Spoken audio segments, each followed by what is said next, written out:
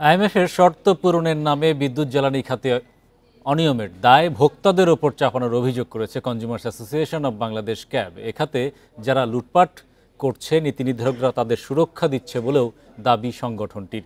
রাজধানীতে সকালে এক সংবাদ সম্মেলনে বিইআরসির গণশুনানি চালুসহ ১৩ দফা দাবি তুলে ধরা হয়।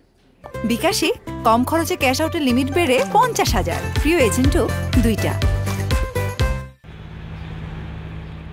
বাংলাদেশকে ঋণ দিতে বিদ্যুৎ জ্বালানি সহ বিভিন্ন খাতে ভর্তুকি তুলে নেওয়ার শর্ত আন্তর্জাতিক মুদ্রা তহবিল আইএমএফের। আর তা পূরণে এরই মধ্যে কয়েক দফা বিদ্যুৎ ও জ্বালানি তেলের দাম বাড়িয়েছে সরকার। দফায় দফায় মূল্য বৃদ্ধির চাপে নাজেহাল সাধারণ মানুষ। উচ্চ মূল্য আর ভর্তুকির জন্য লাগামহীন দুর্নীতি ও অনিয়মকে দায়ী দিচ্ছে ক্যাব। মানুষের উপরে বোঝা চাপিয়ে দিয়ে মূল্য বৃদ্ধি করে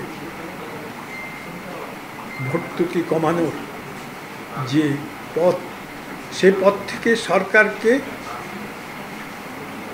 বিরত রাখুন। অভিযোগে অভিযুক্ত অন্য চুক্তিসমূহ যাচাই বাছাই ক্রমে বাতিল হতে হবে।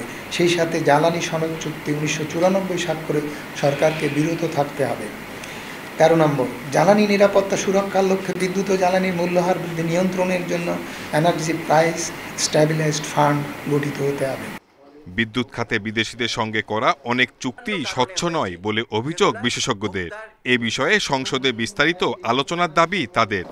ব্যাড প্ল্যানিং এবং অন্যান্য কারণে হয়েছে, যেগুলা ভোক্তার কোনো রকমের এর মধ্যে সংযুক্ত নাই, সে এখানে কোনো রকমের ইনভলভ নাই এটাতে, সেখানে কেন ভোক্তা এই জিনিসটা দেবেন? সামিটের সঙ্গে চুক্তি হয়েছে, আদানির সঙ্গে চুক্তি হয়েছে।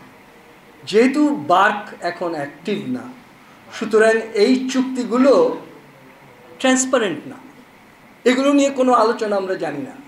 আমি আপনাদের মাধ্যমে সরকারের কাছে দাবি জানাচ্ছি, এই চুক্তিগুলো ট্রান্সপারেন্ট করা হোক। বিদ্যুৎ জ্বালানি খাতে দাম নির্ধারণে আবারও সব পক্ষের অংশগ্রহণে বিইআরসির গণশুনানি চালুর দাবি ক্যাবের। ২০২৩ সালের জানুয়ারির পর থেকে এই গণশুনানি এড়িয়ে নির্বাহী আদেশে বাড়ানো হচ্ছে দাম। Shahid Ahmed, independent news, Dhaka.